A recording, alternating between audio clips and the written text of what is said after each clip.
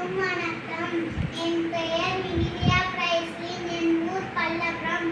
நான் புனித பிரான்சிஸ் சவேரியாரை பற்றி பேச வந்துள்ளேன்.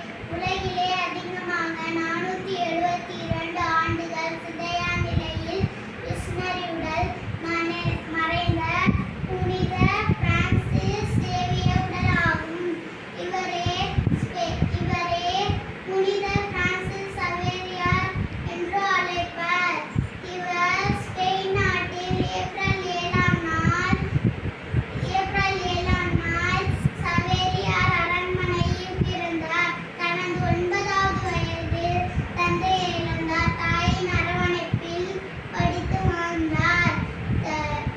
தனது கல்லூரி படிப்பிற்காக பாரிஸ் நாட்டிற்கு சென்றார். 11 ஆண்டுகள் பாரிஸ் நாட்டிலே படித்து வாழ்ந்து வந்தார். ஜூன் 24ஆம் நாள் குருவாக திருநிலை பெற்று தம் முதல் திருப்பலியை செப்டம்பர் 30ஆம் நாள் நிறைவேற்றினார்.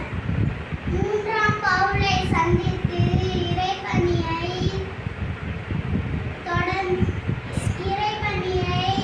செய்ததற்காக தன்னுடைய விருப்பத்தை தெரிவித்தார். கோவாவில் இறைப்பணியை தொடர்ந்தார். 38,000 மைல்கள் கடல் மற்றும் தரை தன் இறைப்பணியை தொடர்ந்தார். கடைசியாக சாம்சோன் தீவில் நோயால் பாதிக்கப்பட்டு இறந்தார். அத்தீவிலே அடக்கம் செய்யப்பட்டார். சுமார் 2½ மாதங்கள் கழித்து